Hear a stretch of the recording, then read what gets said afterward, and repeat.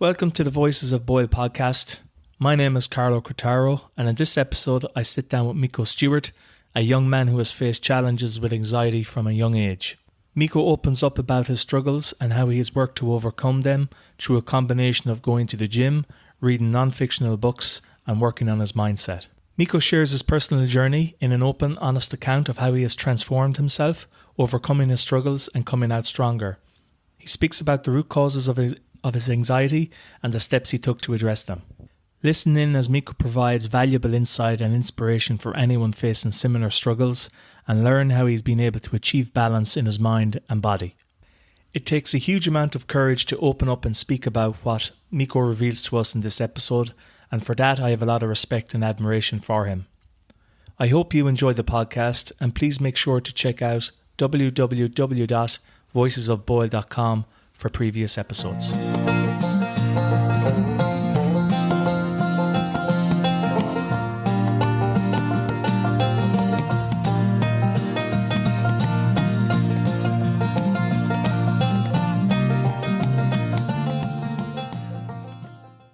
Miko, what's the crack? I'm good. How are you, Carlo? I'm good. Listen, thanks very much for coming on.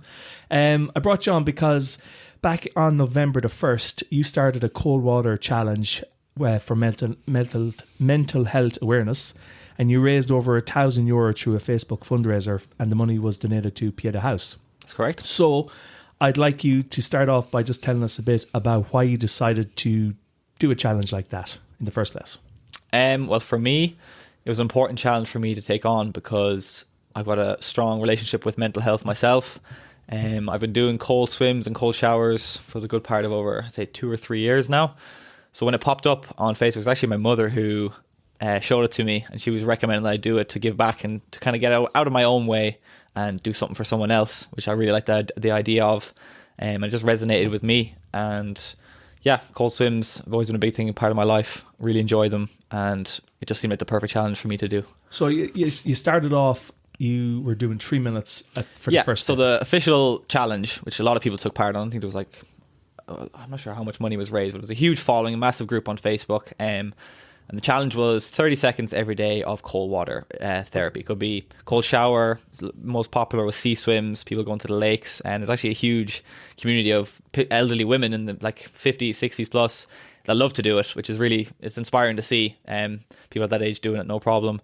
But it was down for 30 seconds every day, and I'm quite used to the challenge as it is. So for me, I wanted to do something that was a bit more challenging. So I started at 3 minutes, and each day I added 30 seconds on just to keep it exciting. 30 seconds every day. I added 30 seconds every day. So I started at 3 minutes and I finished at 10 minutes. That's right, which kept it challenging and interesting for me, because if I was doing something for charity, I didn't want it to be, I felt like I had to earn it. I had to be some sort of challenge behind it, not just breeze my way through and do what everyone else was doing. And so did you do, because I remember the last day I went down to take some photos, and that was the 10 minutes. And I could see you were struggling because at the end of the day, it is 10 minutes in November. That was down on the Doon Shore. But was there, like, how did you kind of keep yourself focused and even motivated throughout the month to when it was going up 7, 8 minutes, 9 minutes, every day to do that? So focused and motivated, I would say, the wrong words. It was just discipline. It was the fact that I said I was going to do the challenge. I was posting a video log every day. I was tied to it. There was no getting out of it. It was not just for doing it for other people, for myself. I set out to do it. I didn't have a choice. So I think that's a thing people get mistaken with, is like, how do you stay motivated to go to the gym all the time? Or how do you stay motivated to do this and do that?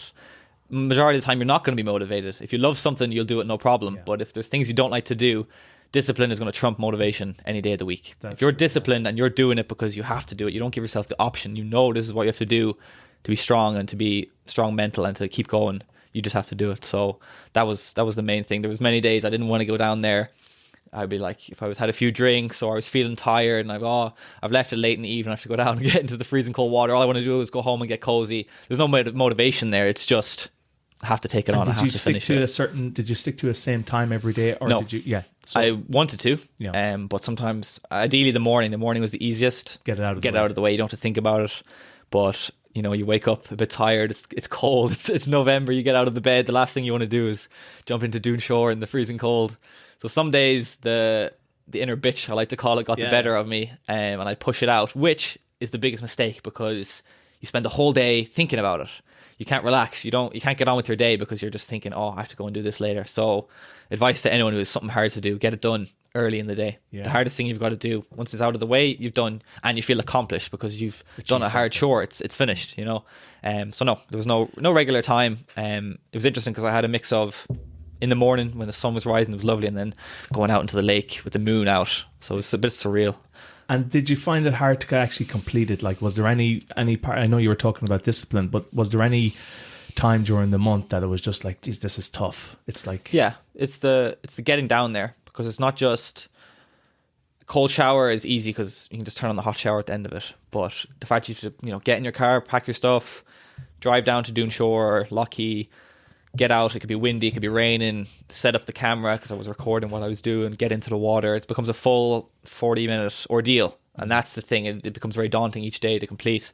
But once I'm in the water, it's difficult, but I know I have to complete the time, and it's just that mental push that I want to complete it. So once I'm in the water, it's not too bad. It's actually the getting down there.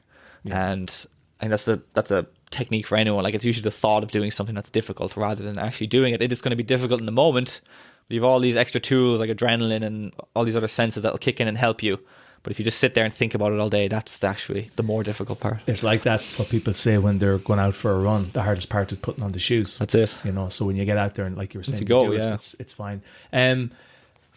Benefits of cold water therapy. We both kind of familiar with Wim Hof and stuff like that. So can you maybe talk about a few of the benefits that you found personally? I know there's a lot of benefits for decreasing inflammation and stuff like that, but what did you find from a physical and mental point of view that you got benefit from doing that challenge? Yeah, so there's definitely tons of benefits. It's become a bit of a craze, the cold water therapy online at the moment. When I first started, it was a couple of years ago, and I had very big bad anxiety, and the first time I can remember when I really got into it, I was working in a ski resort in France, and I was working in a restaurant, and I'd like come off the ski slopes, I'd be all sweaty and uncomfortable, and then I'd be nervous about the social experience of going to work in a fancy restaurant and all the drama and challenges that come with that.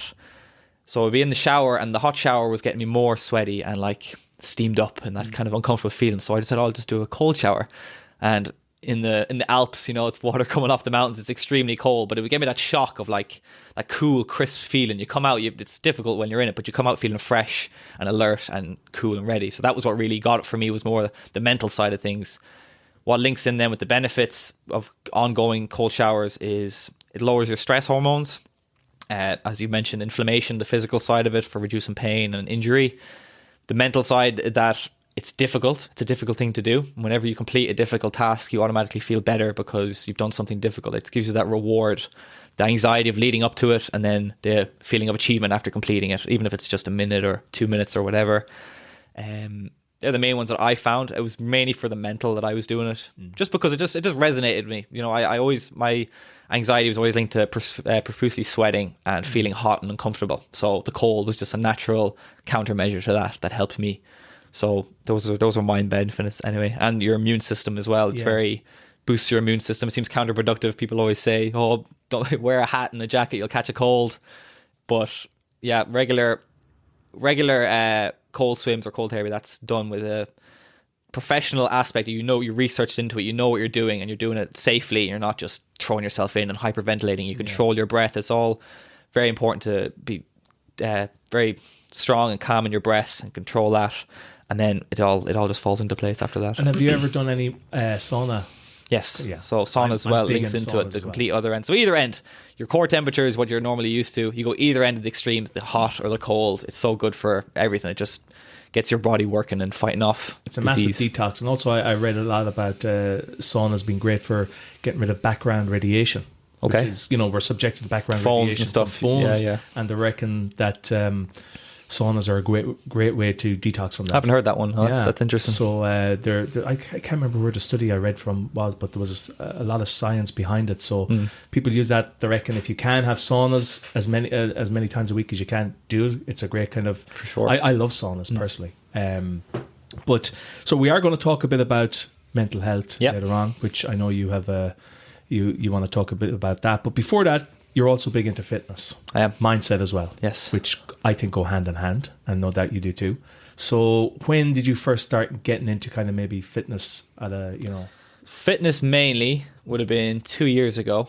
I had done stuff on and off, push-ups, pull-ups, that kind of basic stuff, but never actually had a main calling to like devote myself to it. And I can happily say it's one of the best choices I've ever done, because when you enter the fitness industry or the lifestyle, it just changes your body. You naturally want to eat healthier, because if you're eating like shit and you're going for runs, you're going to feel like shit. So it just naturally pushes you in a better direction. I started about 2 years ago, mainly just into like weightlifting in the gym. Yeah, it's done wonders for me ever since. I've stuck with it. It's become my new addiction. It's a healthy addiction though. So if you've got addictive personalities, I definitely recommend getting into something that you can put all your effort in and go full at it, but it's giving you positive return and benefits. Yeah, no, definitely, because it can also be hard to maintain a fitness kind of program, if you like. So again, what you were saying, you can be motivated to go to the gym, and that motivation can quickly burn out, yes, as we all have gone through. But if you have the discipline, as you said, to maybe say, well, look, I want to attain these goals, so you're going to be disciplined enough to follow through on them. So for you, with your, just say, fitness journey, had you any kind of specific end goal in mind?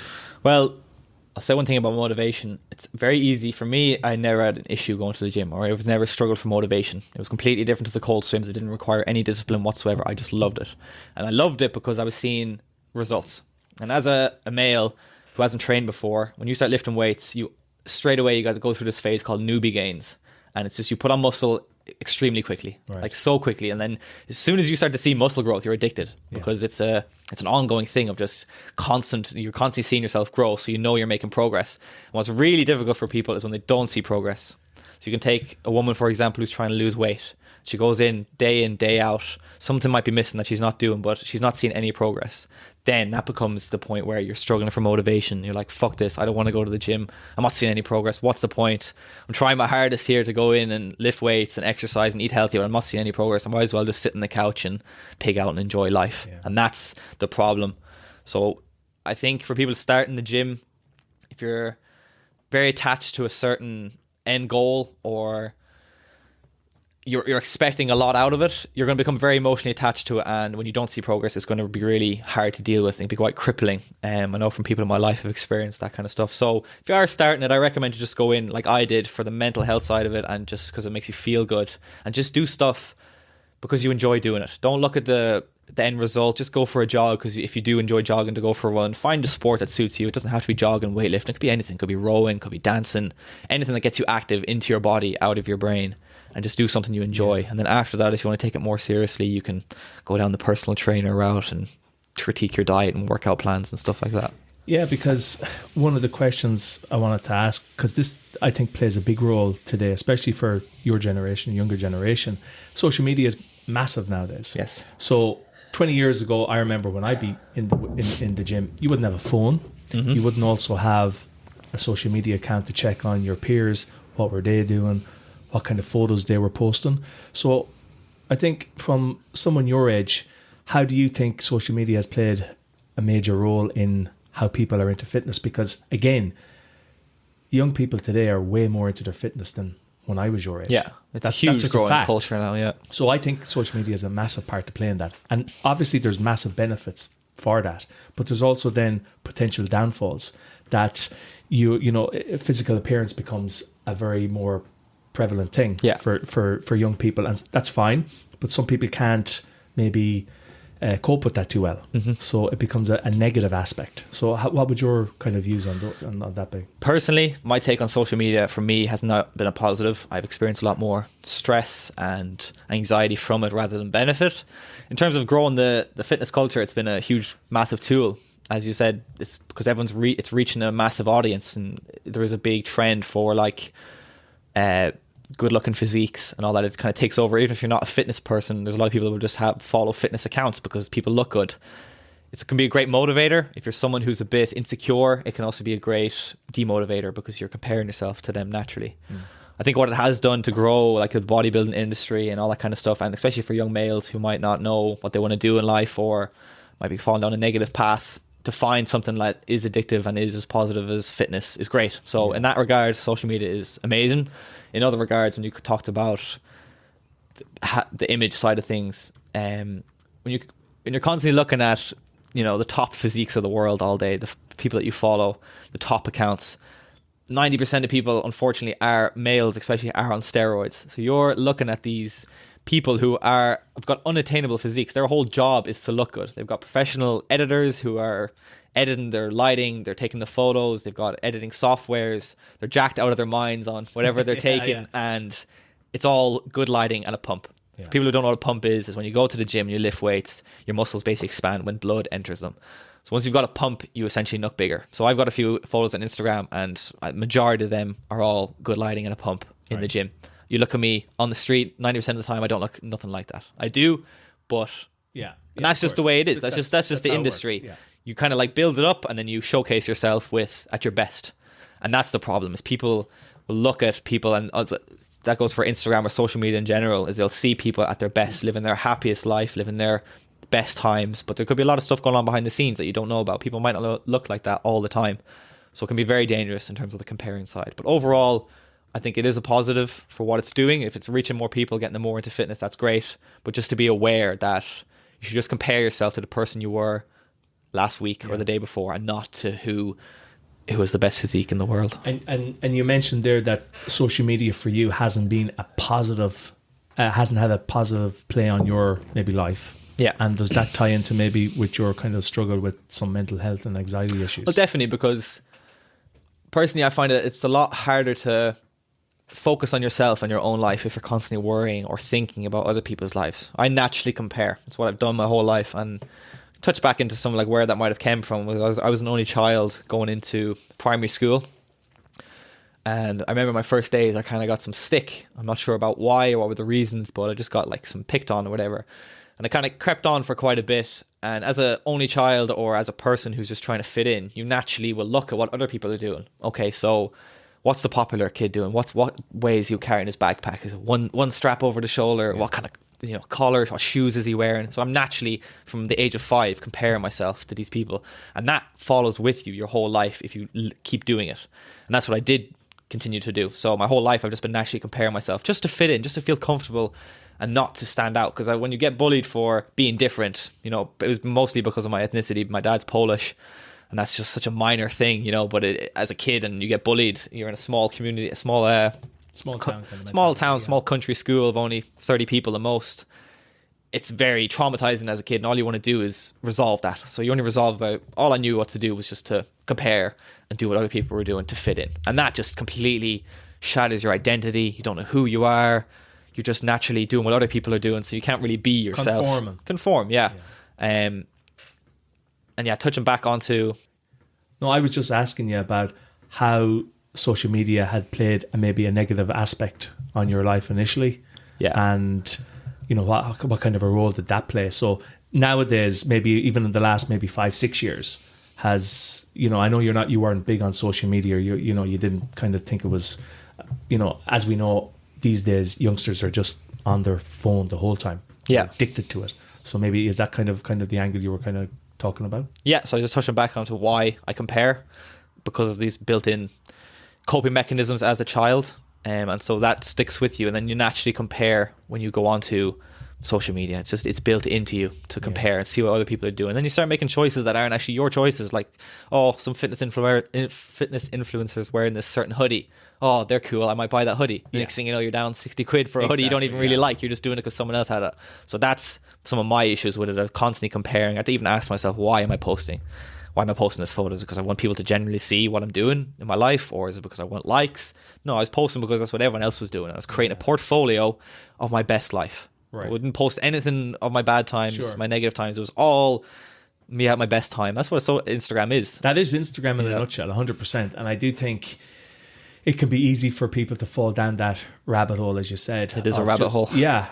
But I do think there is, you'd like to think that there, and I do see certain people posting maybe, and I know from a photography point of view as well, it's very easy to post a real kind of, if you like, a sparkly photo, a really nice photo. But, not all photos are the same. And sometimes it's nice to post a photo that isn't, correct compositionally, for example. But no one's looking for that. That's exactly. The thing. But I do think there is room for showing the not so glitzy side of life. It's important because there is. That's what people forget. It's not all comfort. Like, you talk about happiness, or everyone just wants to live a cushy lifestyle. We've gotten to today's society where we're trying to make everything as easy as possible. Have the best phone that can work the fastest, have the nicest house, the most comfiest mattress, all that kind of stuff. So you naturally get rid of hardship, and that's such an important balance of life, like the yin and yang of life. You need both to live an actually happy life, not just a content consumer looking for the next high. It's all about, you need both to be content and to see where that leads and experience life at its fullest. Yeah, because I think social media has a lot to play answer for in so much that the younger generation are constantly. We're at a stage now where there's 20-year-olds that are coming to the stage they will have never known life prior to Facebook. Yeah, crazy. And now we're getting to the stage where it's Snapchat or Instagram and TikTok. So it plays a huge role, and they become addicted, and you know their life is in the palm of their hands, and they're consistently looking, as you said, maybe for likes, for these social media influencers to tell them what to do and what not to do in life. Yeah. So they become programmed to look elsewhere instead of kind of focusing on themselves. Themselves. Like the individuality that you talked about when you were young in school. You felt like, oh, I'll just do what everyone else does because then you can fit in. So, and that's you don't get the abuse or the stick, and that's all it is. It's coming from a place of defensiveness or just trying to make it through. You're just trying to avoid survive. That's it. Survival instinct, and that's the problem. Is when you latch onto that, it turns into a negative, and it's not a positive. So you did mention that you'd like to maybe talk about maybe your own kind of struggle with mental health and anxiety, and I think that's a very, very important topic to cover because, like, especially in the last 3 years, like the amount of people that would have had anxiety through COVID or these lockdowns that we had, right? The stats would be through the roof. I just came across one the other day that the World Health Organization, this is in 2020, they reckon that 12.7% of the Irish population suffers from some sort of anxiety disorder, and 6.9% of the population suffers from depression. Now, I reckon in the last 3 years, those figures would have just skyrocketed. Oh, definitely. From one way or another, just from one thing or another. Lockdowns, people are anxious over their health. But in your instance, what kind of, when did you feel kind of maybe that you had a struggle on your plate? My whole life. Right. Since a very early age. And this is the thing, you can go through life the whole time with certain issues and anxieties, and it's hard to establish where they came from. I had a lot of issues regarding stuff, and I wouldn't be sure. I try to make a link. Where's it coming from? And I kind of have to take time to ask yourself. And if you really want to overcome this stuff, you have to take the time and ask and wonder why or how. And that's a problem a lot of people do, is they'll experience anxiety and they'll try and avoid it. They'll go on their phone. They'll think there's something wrong with them. Then you go down the whole pill route of taking antidepressants and this kind of stuff. But the way I see anxiety, it's a mechanism, it's a tool for your body to push forward healing. It's saying something is wrong and it needs to be resolved. And I'll go into a bit about current situation I had dealing with some anxiety, please, and how the positive and where I came out of. So recently I've started jiu-jitsu, which is a martial art. I started it over in Carrick and Shannon.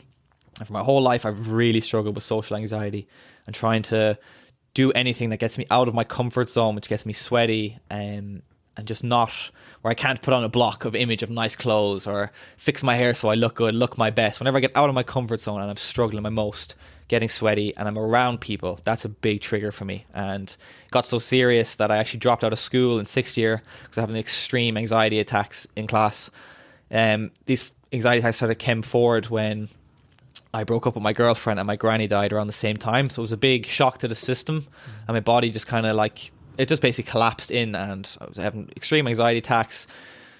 This hot, flustering feeling would come upon me. I'd lose my peripheral vision. Everything just became so intense. I'd be dripping in sweat, and then I can't speak. So it's like being paralyzed and frozen, and all you want to do is get out of that situation, but you can't. You can't find the words to speak. You can't leave because you're in class. You can't. You can only go to the toilet so many times. So it became too much at one point. I actually had to end up dropping out of school. But back to the situation I had. I went to jiu-jitsu, and the first 2 sessions were good. I thought I'd finally found my thing. I've dropped out of other sporting events before because of the anxiety got too much, and I couldn't overcome it. And I was going really well, and then the 3rd or the 4th session, I was in there and I couldn't get out of my own head. So I was constantly stuck. What are people thinking about me? Extremely paranoid. The sweating would come on. So when I started to exercise, I would sweat. The sweating would then trigger the anxiety because it's all linked. dripping buckets of sweat. Nobody else is sweating. I start overthinking myself. It's just this weird feeling. If you've ever like been in a situation where you're just stuck in your head and you're not present in the moment and you're not thinking about what you're saying or you're not interacting with people and you're just overthinking in your brain, it's like that times a million, and it's just overwhelming. I couldn't shake that feeling. At the end of the session, we go into like the sparring. It's like rounds. So it's basically like intense grappling with each other where you're trying to make each other tap out, either choking each other out or catching somebody in an arm bar, just basically trying to make them feel pain, as much pain as possible, so that they tap out and they quit.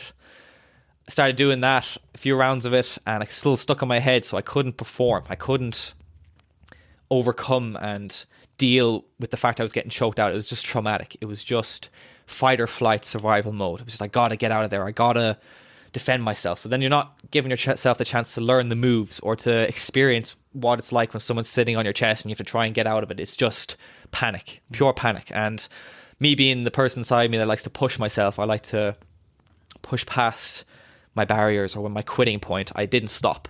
I kept going. Next round, I didn't stop, didn't take a break. I just kept going. That was the wrong thing to do in hindsight.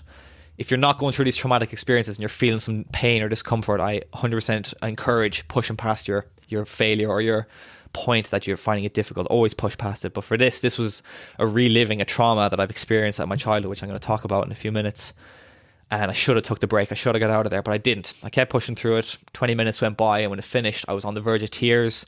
I was shaking. I was just trying to hold it all in. I was on the verge of hyperventilating and just collapsing. The way I can describe it is like you're walking on a tightrope and just one gust of wind will set you off. I'm trying not to look people in the eye, just trying to make it out of there alive. And that's a social anxiety. Social anxiety. Right. It's because I'll talk about what happened to me, and it was because of somebody else, and because of that, it's like when I'm in a social situation, it triggers me, and I'm okay usually.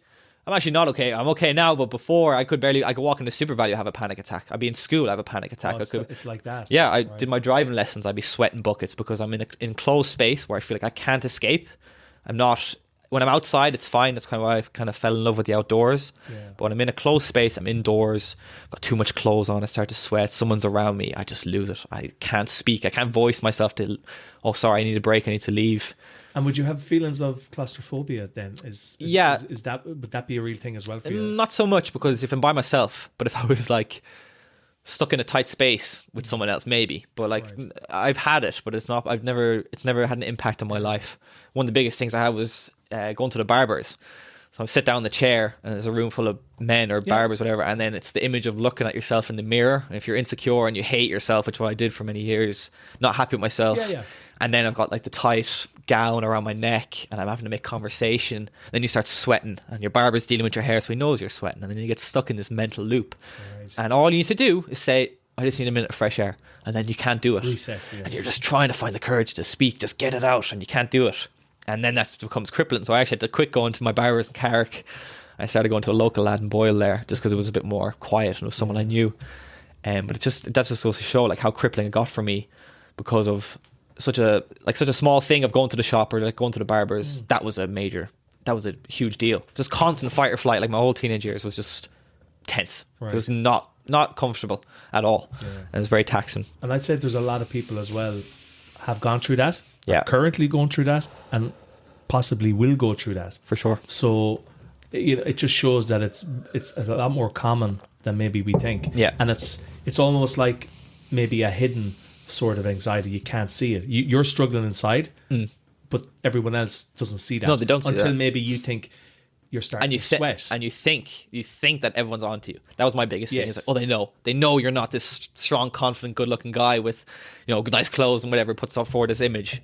That's what people do, is they put forward this armor, nice clothes, constantly working on their image because they're deeply insecure. We see all these rappers with like all these $1,000 jackets and stuff, but a lot of them probably are insecure, and if you took it away from them, they'd be a shell of a man. And that's what it was. It was like, once I started to feel that way, I'm like, they know people are onto me, and that was what was crippling.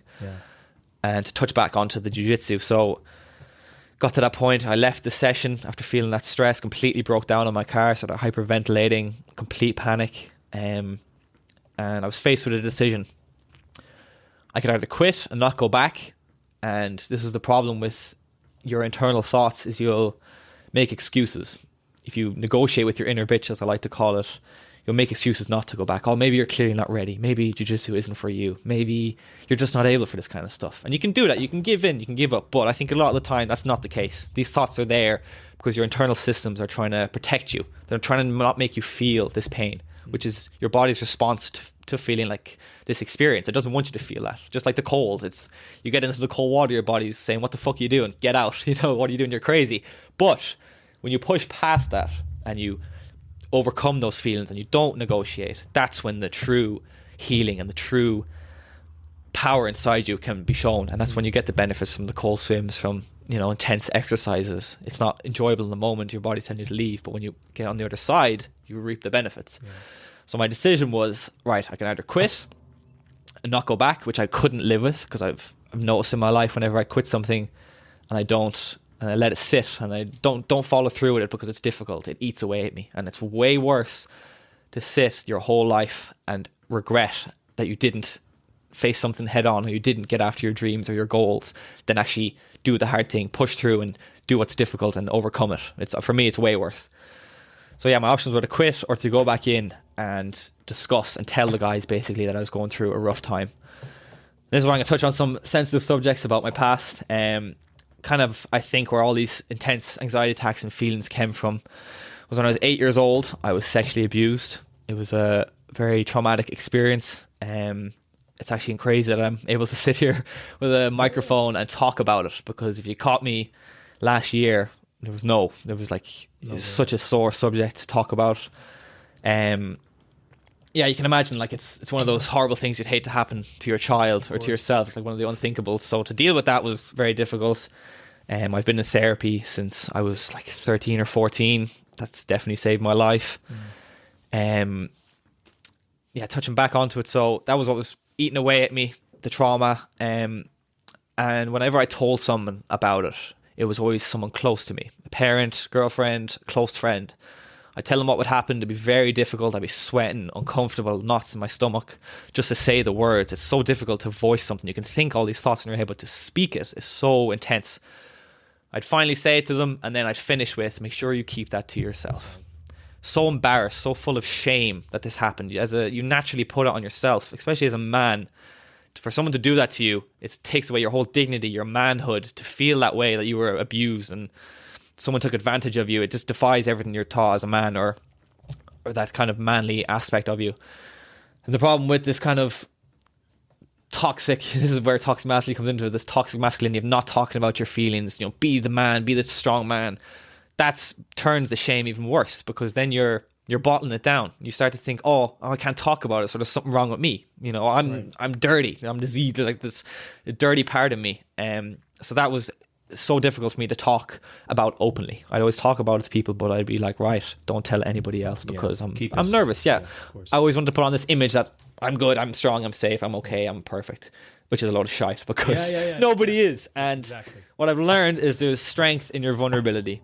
This isn't to say to be vulnerable and break down and feel emotions all the time to the point where you can't do your duties as a father, a man, or a boyfriend. You have to complete your tasks. You have to find the strength to continue on and face life head on. But if you can get in touch with your vulnerable parts and you can talk about them and voice them, it's so healing, and it does so much. So that was what I was faced with the jiu-jitsu. I was like, right, I can either quit or I can go in, I can tell them what happened to me. A room full of strangers I don't know, strong physical men. It's very intimidating.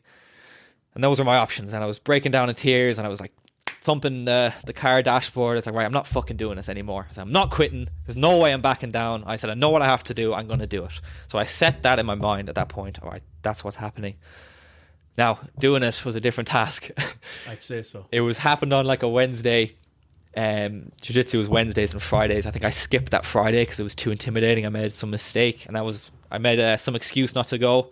That was a huge mistake, because like I said, the longer you leave something, you don't face it, the worse it gets. You start overthinking it. So I ended up smoking weed, drinking, binging Instagram, scrolling the reels on Instagram, watching TV. Basically, I sat on the couch for a week, didn't leave the couch. I ended up getting sick, just not moving, just sat there and just overthought it all. I knew I had to do it. I knew I'd made it up in my mind, just like the cold swims, the challenge. I was going to do it. I was going to complete it.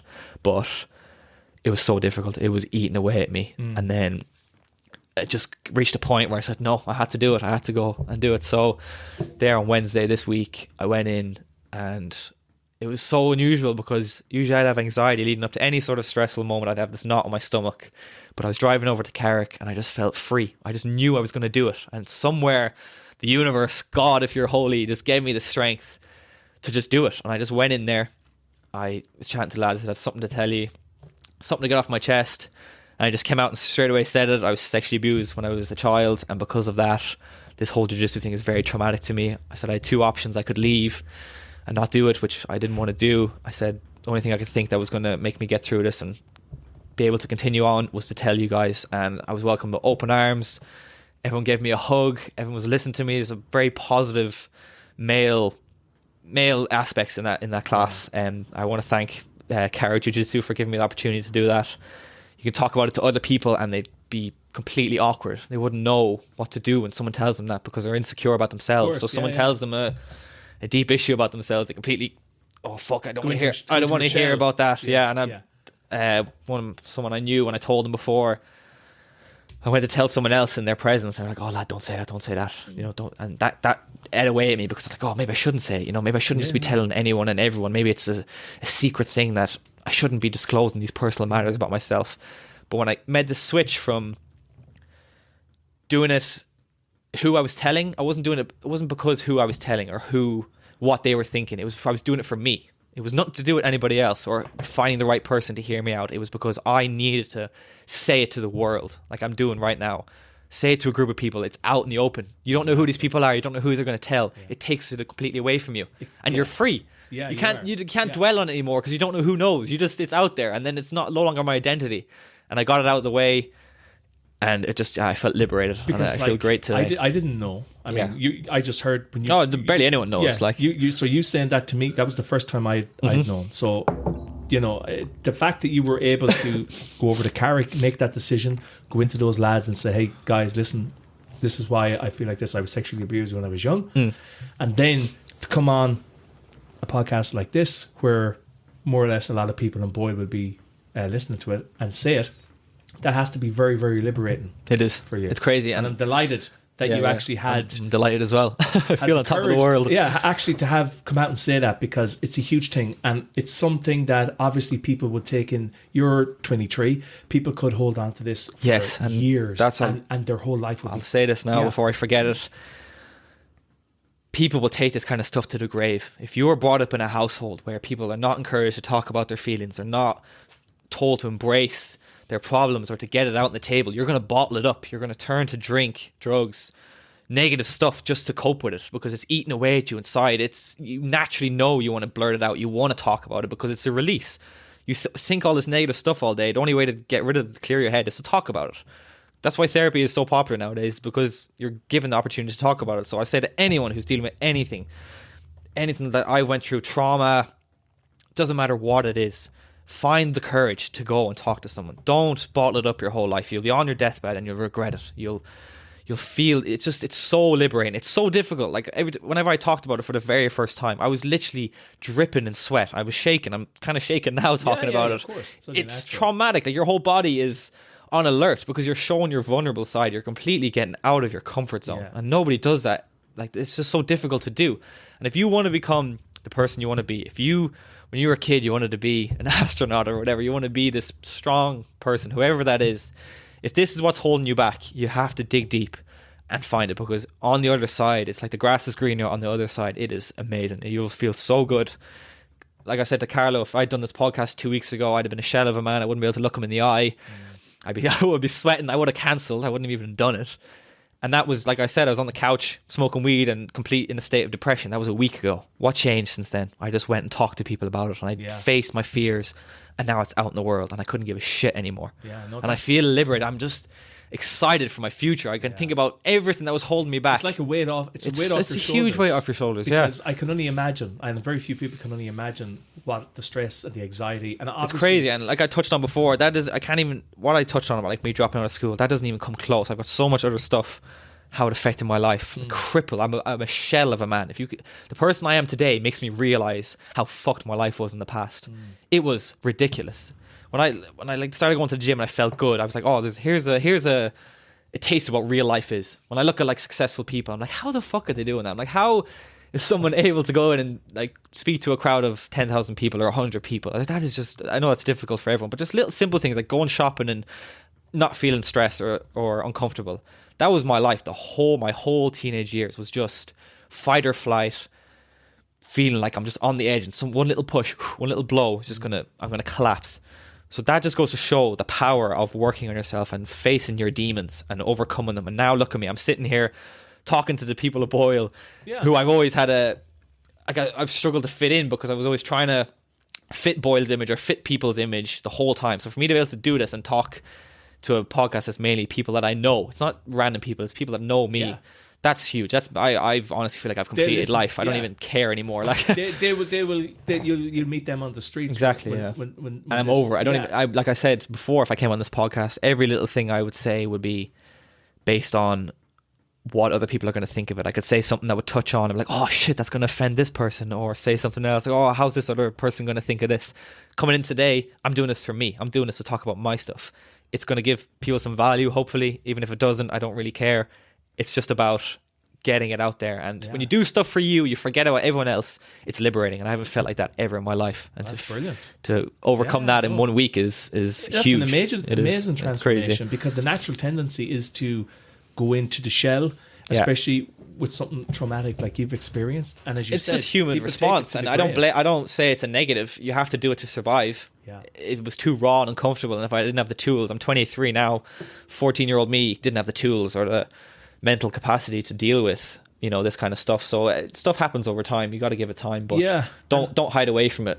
And in this country as well, as you know, mental health and all kind of aspects related to mental health, there's not as much care or treatment from people I've talked to about this. So, I mean, which is strange when you think about it. You go to the doctor if you have a pain in your stomach, you get a pill or whatever. Why wouldn't you go to a psychiatrist? We could call it a brain doctor. If you're going insane in the head, you're struggling mentally. It's natural. You have to. It's not just it's not normal to experience these feelings and extreme traumas and extreme reactions to stuff. There's definitely something wrong. So go and seek professional help. It'll be the best decision you ever made. You don't have to be crazy to go to a therapist. No. There's rappers like Drake and Jack Harlow mentioned going to therapy in their songs. Like, they're not crazy. They're super successful millionaires, and they're doing it because they want to become an even better version of themselves. And that's what therapy will do. So I recommend therapy to everyone. And how do you think societal attitudes towards mental health? It's definitely gotten better. Yeah. And especially for males. You see, respect men's mental health. It's talked about a lot more, but I still think men still really struggle because it's so difficult. And because men are told to, previously it's all about like being that manly man. Yeah. And I agree with that. I do actually fully agree with that, because you need to be, if you just give in to your emotions, you're not going to be able to deal with stressful situations when they come. Let's say you're with your family and someone attacks you or whatever. You completely break down. You crack. You're the father of the family. You're the protector. You need to look after them. So if you completely crack, it's over. It's no good to know. Exactly. So, but what can you do instead? You can embrace your emotions and you can talk about them in a professional setting or with a close friend. But I still need to think, as a man especially, you need to withhold your role as a man is to be that protector, is to be the security. So if you scrap that and you're just constantly breaking down in front of people, and especially like your wife or your children, they lose that image of you. And that's, you're not the pillar. You're not the pillar, and it's important. It depends on what kind of life you want to live. If you want to be that man, that's what you need to do. If you don't, that's totally fine as well. So to talk about men's mental health, yes, you need to embrace your emotions. You need to talk about them, but you need to do it in a setting where you've got intent and you're not just letting your emotions get the better of you. So you look at your emotions, you work on them, but when you feel them and you're in a situation where you have to perform, you still perform, if that makes sense. Yeah, no, it does. Absolutely. So I agree with both sides. I agree with embracing your emotions as a man, but I also agree with still withholding your manly role. It seems like it's nearly, as we've talked about before with the likes of Andrew Tate, with this toxic masculinity, it seems like if you talk about being a man in society today, you can be put into the white male. Like we get no sympathy whatsoever. We're privileged, even though the young man is one of the biggest people who are struggling. Like the suicide rates of males have gone through the roof lately.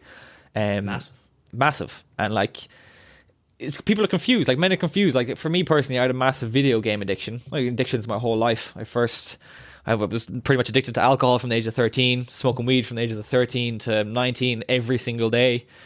Experiencing everything at too young at an early age, taking drugs at the age of 15, class A drugs. Like that's not normal for anyone's brain development.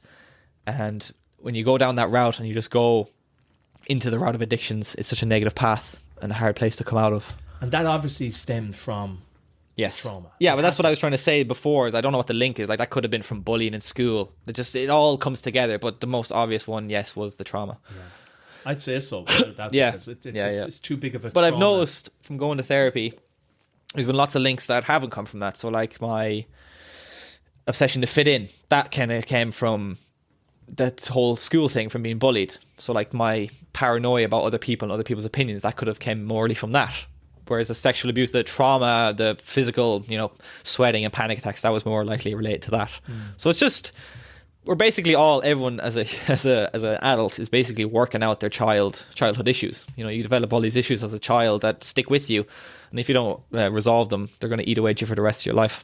Yeah. And what would you think would have been the most helpful form of treatment or support for you in the last few years that you... Okay, we're talking now about being able to come out in the open and maybe speak about this. But prior to that, did you find when you were anxious or, you felt really depressed, for example, was there any treatment or did anything alleviate that? Well, the anxiety and depression mostly came from my negative habits. So gaming was a massive one. You hop on Call of Duty, next thing you know, 8 hours have gone by and you're playing a visually stimulating game that's just a heightened state of alert. Do you know what I mean? It's so addictive as well. You just lose your life to it. So that would send me, once I'm off, when I'm on the game, I feel great. As soon as I'm off it, I'm feeling like shit. Do you know what I mean? I've got to face the world. I'm socially awkward. Like I've noticed the more time I spend alone doing negative stuff, when I get back into society, going to the shop, that's when it'll trigger more. So just, it's all about your habits. So like, if you're going to sit inside all day eating junk food and scrolling Instagram and doing stuff that's negative for you and bad sleeping schedule, you're naturally going to feel like shit. You'll get used to it. So you think that's just life. As soon as you take on better habits, you get daily exercise, you get fresh air, you start reading books. Working on mindset. Mindset, yeah. You'll see that's actually what life, that's how good you can feel. And then you'll realize that the way you were living wasn't actually life. It's not what there is. The prime example is eating food. Like when you eat a certain amount of shit food, your body gets used to it and you just feel normal. Yes. As soon as you start eating healthy for, let's say, 2 months and you have a really sugary ice cream, you instantly feel tired. Absolutely. Now that just goes to show the effect of that ice cream makes you feel tired. So if you're eating ice cream all the time, it's still not good for you, but you've just gotten used to it. You've gotten used to that low level of tiredness, and you've got a caffeine addiction. You're taking stuff to compensate. It all just like equates to each other. Yeah, it's true about mindset, because David Goggins, who we're both familiar with his stuff, he has a great quote. It's mindset is everything, and if you don't believe in yourself, no one else will. Yes. So it starts from inside, for sure. Your own. He's the one where I got the don't negotiate with your inner bitch. Yeah. But he takes it to a different level. Like he's crazy. I don't recommend anyone to. No, he is crazy. I mean, it's just, and anyone that doesn't know who Dave Goggins is, he's an ex Navy SEAL officer. Yeah, he's a Navy SEAL. Like I don't know if he's an officer, but he's high ranked up there. Ultra marathon runner.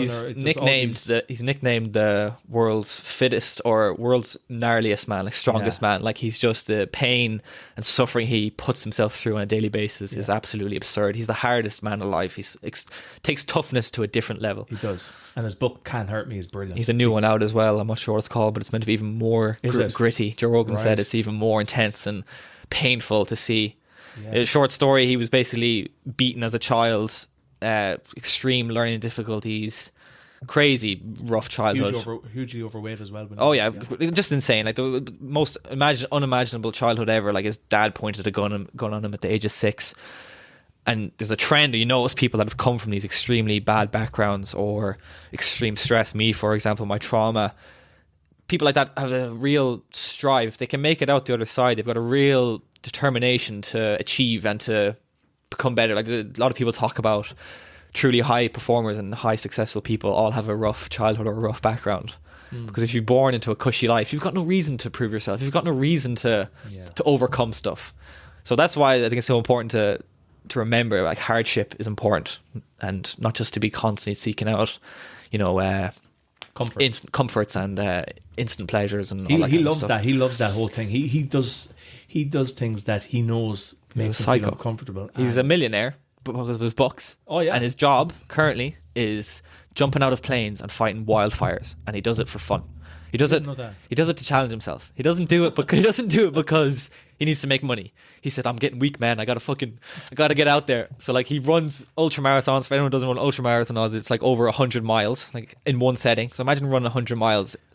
He's on like a 241. Like it's like he did the Moab. It's like 48 or 64 hours of running. Like that's insane. Like that's crazy levels of. He also did the punishment. Badwater 135 and mile. His reasoning for doing this is he says you can't learn in a comfortable lifestyle. There's no learning in comfort. The only way you can learn about yourself is through pain. Me, for example, I've learned so much about myself through all the discomforts I've gone through. If I lived a cushy lifestyle, I'm not going to know what I'm able for. I'm not going to know what my breaking point is or how to grow as a person. If you just live this straight arrow path of no ups and downs, you're just going to stay at the same level. If you want to keep growing, you got to take the next step. If you're in a job that is cushy and you're used to it, but you want to try something else, but you're just too afraid. You're afraid of the pay cut, or you're afraid of maybe you'll fail. That's the whole reason why you should do it. The obstacle is the way. You're going to grow as soon as you pierce through that and you do it. It's going to be tough at the start, but on the other side, like I said, the grass is greener. You're going to blossom. That's true. And there's also another, I don't know if it was a Gary Vaynerchuk that said this, but the wolf climbing the hill is always hungrier than the wolf at the top. Yes, and that is Goggins'. You can use McGregor as well as that mindset. Yeah, exactly. Once you're climbing and once you're learning and once you're in discomfort, you're always expanding your knowledge. Or exactly. You're expanding, as soon as you get comfortable, you get complacent, and there's no reason to achieve anymore. Yeah. So yeah, it's interesting for sure. Is there anything that we haven't touched on, Miko, that you would like to add? Because I know you probably have a lot to talk about, but just... I can talk about some of the techniques I use. Yeah. And just dive into that a bit more. Sure. Because, like I said, I went from taking hardcore drugs and couldn't go a night without smoking weed and alcohol and all that kind of stuff. Complete shell of a man, couldn't talk to people, couldn't look anyone in the eye, to now being extremely confident, want to chase after my dreams, able to sit down and talk about my vulnerabilities. And not be worried about what other people think. I think everyone can agree that's a huge change to go through. Especially my physique as well in the gym. I built a body that I'm proud of, and that kind of stuff, and it all comes together. So my main techniques that I think have changed my life for the better was definitely therapy for the first one. It can be quite like an expensive endeavor, but if you've got some real shit like I did to work on, you're gonna have to go the professional route, I think, to fully heal. If you just have some insecurities and stuff you want to work on, or you want to change your mindset, definitely books are the way forward. Not a fiction book, some nice story, but self-help books, non-fiction. It does something to your brain when you read it, and you read it with intent. You're not just reading it for the sake of reading it. You read a chapter, you let it sit with you, and you try and apply the advice that you've read into your life the next day. That does wonders. Like, I'm trying to use an example as a book I'm reading at the moment. It's called The Subtle Art of Not Giving a Fuck. Oh, by Mark. Manson. Yeah, I've read it. Yeah, I read it a few years ago. But for some reason, whenever I seem to read a book, it seems to fit into my life at the perfect time. So one of my things at the moment, I'm striving for success, but it was taking its toll on me mentally. Like I was really struggling with, not being where I wanted to be. And something he talked about was that in today's society with Instagram, TV, we're constantly being shown the best of the best. So the most impressive athlete or the most impressive actor or it's always the best of the best, because that's what essentially is good eye candy, and that's what sells money. Okay, so when you're showing the best of the best, it's because of profit. It's because that's what people want to see. What that does to me personally, mentally, is it makes me feel like my life is worthless. Now, I've just overcome so much in my life, but I'm constantly looking and comparing myself to what the other person has, the millionaire has. I'm like, fuck, I don't have the nice car. I'm currently just above minimum wage. Like, what am I doing? And what he basically described was that being average is the new failure. We're constantly taught, you can be extraordinary. You can be extraordinary. You can be this. You can do whatever you want to put your mind to it. The reality is that most people aren't going to be extraordinary, and there's nothing wrong with that. By definition, if everyone's extraordinary, then no one's extraordinary. We're all the same. We're all the same. So only a handful of people are going to, get after it and really, be the top, but that's fine, because you can have such a life of fulfillment and everything without it. And that reading that chapter really just changed my mindset on what I was doing. I was like, fuck, I'm stressing out over, I'm not, pursuing my goals on posting on Instagram, or, I'm on this high paying job that I'd like to be in. But it's like, my starting block was so low. Like I experienced a trauma at a young age. I had so much stuff going on. If I didn't smoke weed and that, I could have been suicidal. Like, that kind of saved my life. It's like, that's my starting block. Then you look at other people who might have had a really, really easygoing childhood, nice teenage years, everyone's looked after, and then they go to college. Now they're in a really high paying job at my age. Their starting block is completely different. Do you know what I mean? So people start at different places. Someone who lives in complete poverty, they're not going to be, if they get to millionaire at 23, that's exceptional. But just for them to get to a normal life and get out of there is amazing. That's a huge achievement. That's what I forget, is that everyone grows in a different place and everyone starts from a different place. And to not judge yourself on where you are, where somebody else is, or where you want to be, but judge yourself on where you were last year or the year before. And if I look at my growth from the ages of whatever until where I am now, it's been exponential. It's been linear. It's been great. And even in the last, as you said, week? Maybe. In the last week, yeah. And that was because of, I was faced with a challenge. If I avoided it, it would have ate away at me. I wouldn't be able to live without hiding from my problems and just resorting to pleasures just to get out of my mind. But I just faced it head on. It was extremely difficult. I broke down, and look at me now, flying. Exactly. So the obstacle is the way. You gotta face your problems. I think there is a book as well called The Obstacle is the Way. There is, yeah. That's where I got it from. I read that as well. Yeah. So yeah, books, self-help books are so helpful, and fitness, reading, and just getting to know yourself. Like, just question your decisions. So if you're constantly doing stuff, you gotta ask yourself why. I think the biggest thing for me as well was having a moral compass, so having a center line that you know what's important to you. So what do I want to be? Do I want to be a doctor? Do I want to be a lawyer? Not your profession. Who do you want to be? Do you want to be, what kind of characteristics do you want to be? So for me personally, I really want to be a good father. I want to be a strong, confident person who doesn't back down in adversity or when he's faced with a challenge, or can be that warrior to defend his family and the people he cares about. I want to be honest to myself and honest to the people around me. And I want to be loyal. I want to be those strong qualities. And then once I've set that, when I make a decision, I just base it off that. Right, so I'm looking to do a certain job. Is this job because of my ego? Is it because I want to have higher status, because I want to look good? Or just, once you apply that, you can apply it to any situation in your life. And if it's taking you off center, then you just bring it back. And then if you can establish who you want to be, once you meet all those qualities, it's just fulfillment. It's just, you feel, if that's all you care about is just being this kind of person who, another part, I want to educate people. I want to do stuff like this to be a good role model for people, so they can have someone to look up to, or know that you can push through your problems and you don't have to hide away, and just to be a good figure for people. And if I can just meet those requirements, and that's what really matters to me internally, that's all that matters. Then everything else is a bonus. If I have a nice car, great. But if I just strive for the nice car, then once I get that, I'm going to want the next nice car. And it just leads you down a rabbit hole of constantly chasing the next high. Whereas if you just stick to your moral compass and you just chase who you want to be as a person, then you can't really go wrong in life after that. Yeah, you're staying true to yourself. Exactly. And going forward, so what does the future hold for Miko? What does the future hold? I want to keep doing stuff like this. Yeah, because you did mention that maybe you wanted to start your own kind of YouTube channel or something like that. Yeah, so like, I've always wanted to like help people. I knew I had like, right, I've got a story to tell, and people can, aspire to it. Like I've actually just heard people recently in my life that have also experienced abuse, and it was crazy to think that so many people I sort of know has also went through it. So it just makes me realize how many people actually go through it in the world. It's crazy. So to have someone that can give a voice and for people to look up to and realize that it is okay to come out and talk about it, I think that's hugely beneficial. So I'd love to do stuff like that. I couldn't even entertain doing that until I worked on myself. I did attempt to like post fitness stuff to Instagram or start a YouTube channel, but I'd crack every time because I was a shell. Like I was insecure.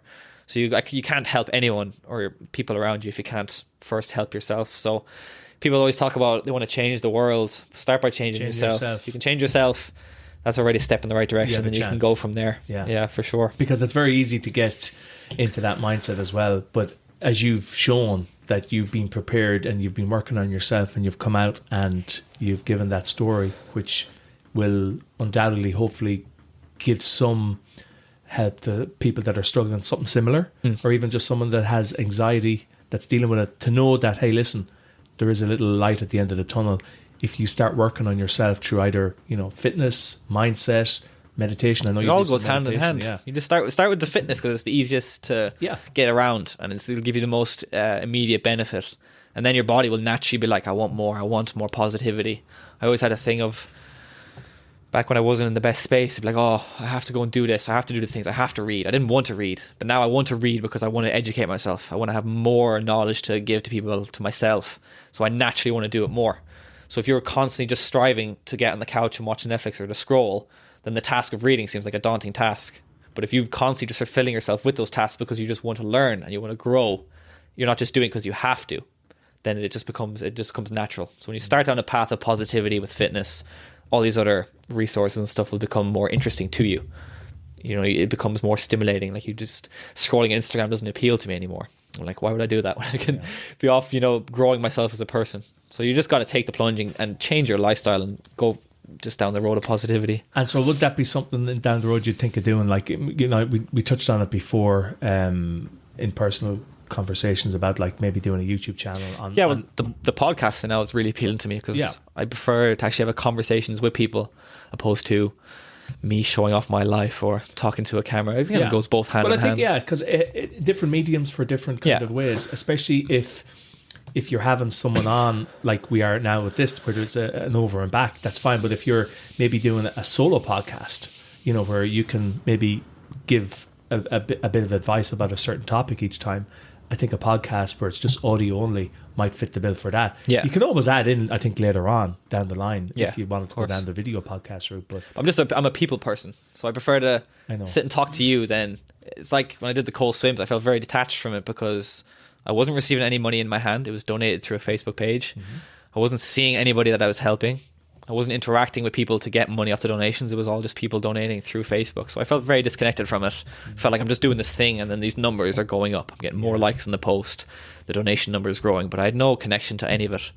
So it's the same with the YouTube. Like, I'm reaching all these people, but I don't, unless I meet them in person, I'm just seeing my subscriber count going up or my bank account going up. It's not, I'm sitting here across from you, I'm actually connecting with you and I'm having a conversation. So I strive for that more than anything. Yeah, no, it's interesting though. It's like there's a lot you can do going forward based on your story. Yeah. And, and use it as a tool. And that just goes to show you can turn your weakness into a positive. Absolutely. I wouldn't take it back. This is something I would like. If I had the choice to go back and make my trauma not happen to me, I wouldn't, because I'd be a completely different person than I am today. It's interesting to say that because back in episode 1, Richard Lloyd, he had a very traumatic accident over in Thailand. And he always says that he would never change that because it's made him the person he is today. It's a common thing. A lot of people say that. He's grown so much as a result of that accident and how his life has changed and the people he's met and the talks he's given. He said he would never change it because it's made him the person. So it's interesting. It's important to, like,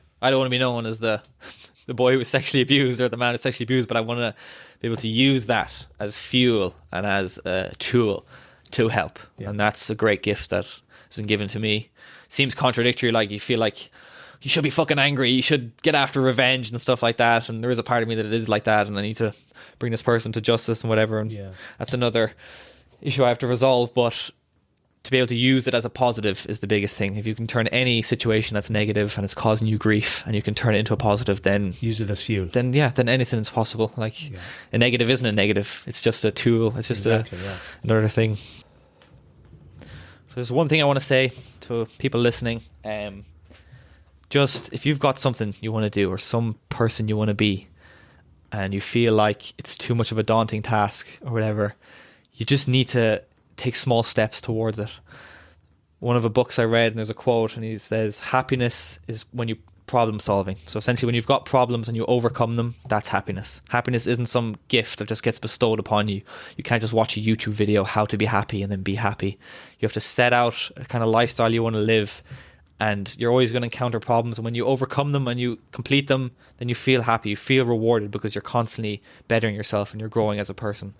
If there's a certain job or a certain thing you want to do, it just seems way too daunting or just find a way. Just don't let it go. Just keep pushing forward, and if you hide away from it, it's going to eat away at you more, and you're going to resort to negative things like we talked about to compensate for it. I know well people feel this way. Like, forget about mental health, forget about all that kind of stuff, but just that feeling like we're human beings, we want stuff for ourselves. We really want to dream and to grow, and then teachers or lifestyle will tell you, oh no, you can't do that, oh that's too ambitious, or you can't do this, or you're afraid to stand out, like podcasting, for example. Like, I was terrified to start YouTube or whatever, because like, oh, it's not the norm. It's, you know, no one in Boyle is doing YouTube. I'm not walking down the street with a camera in my hand, just constantly fearful.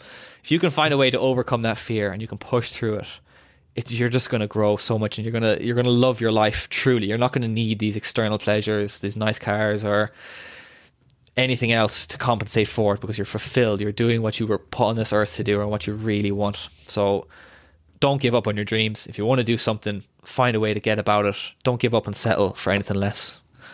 I think it's extremely important.